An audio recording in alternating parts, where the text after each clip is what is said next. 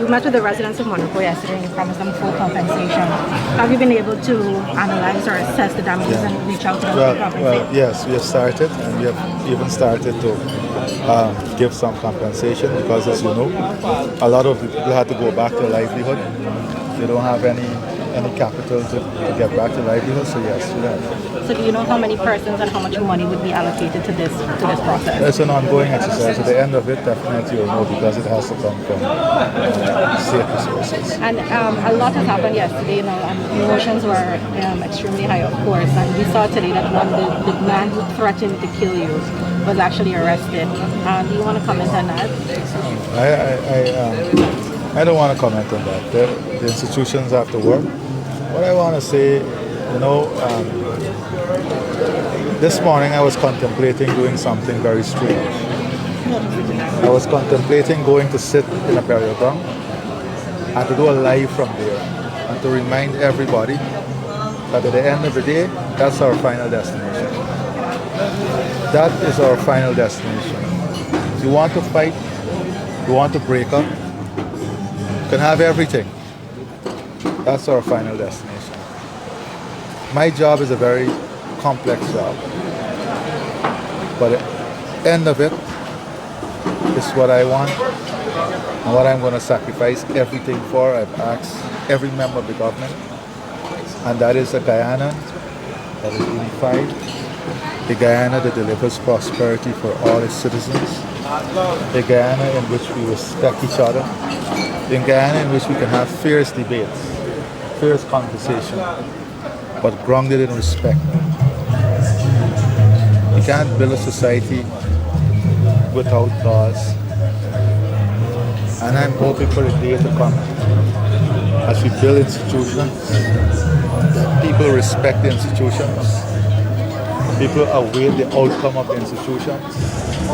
We can't have institutions that are independent from the government and then want the government to dictate to the institutions what they must do. But the society and the country has to evolve to a place where the institutions are trusted, where people understand the nature in which the institutions work.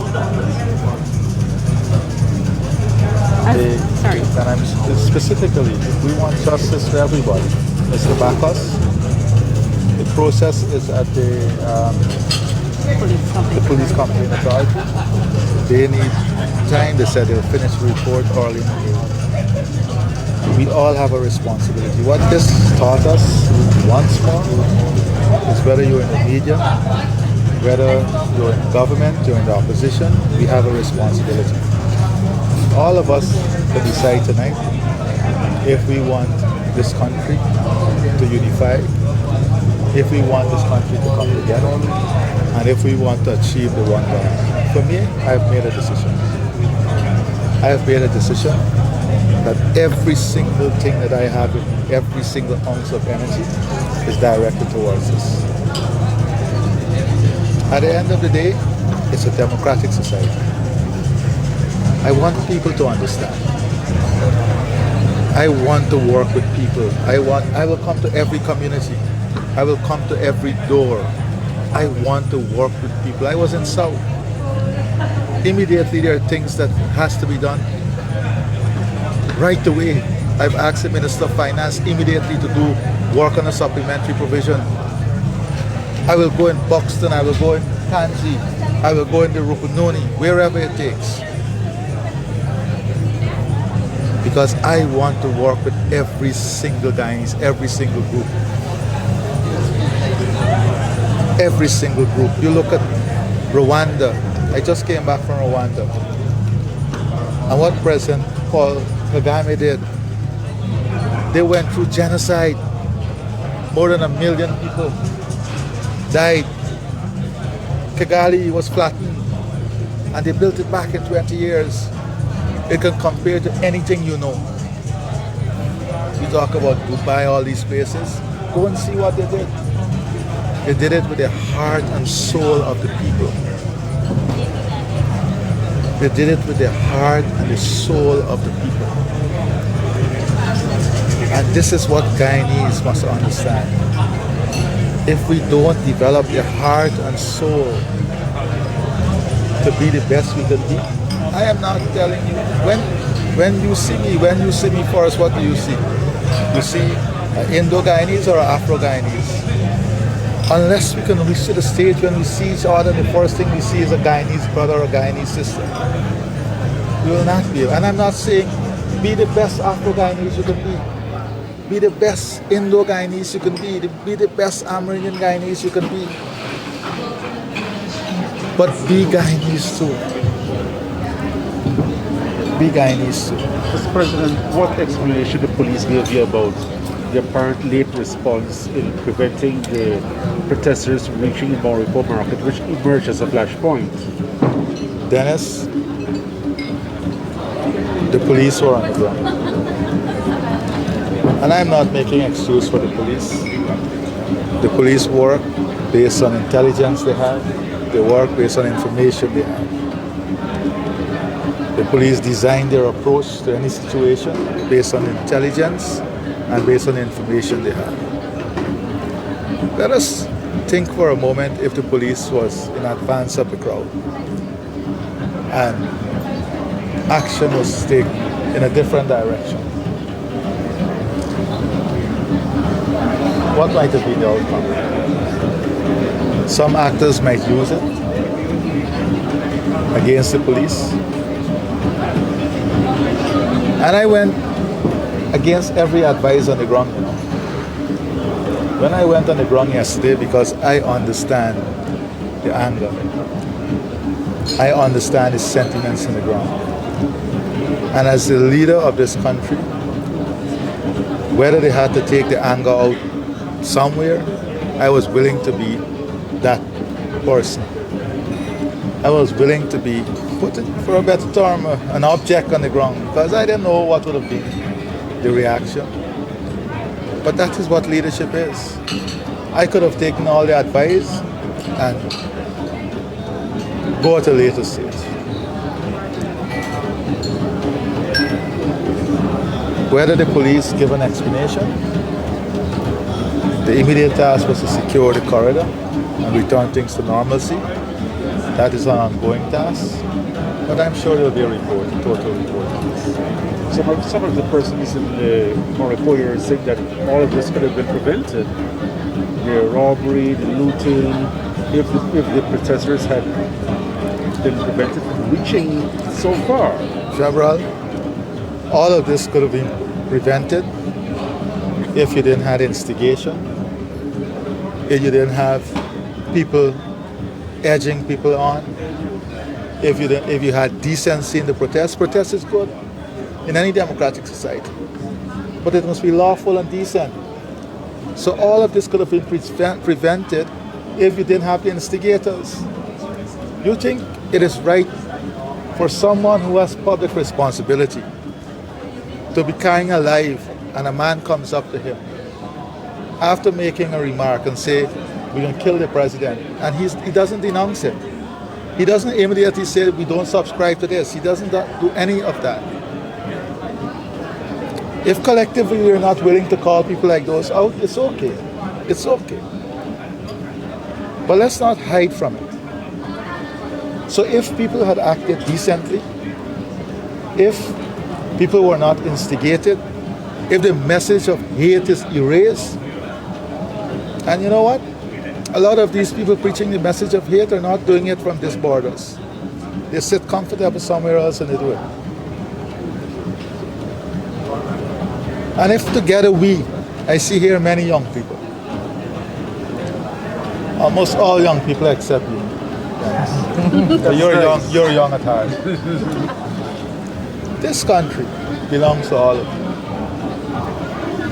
And if together we can set the norms and we can set what the boundaries are, and to tell every single person who operates out of that boundary and out of that norm when they do so, that we don't support what you're doing, we disagree with what you're doing. We can move forward. Read the story, young journalists, read the story of Paul Kagame, President Paul Kagame, and read the story of the new Zambian president.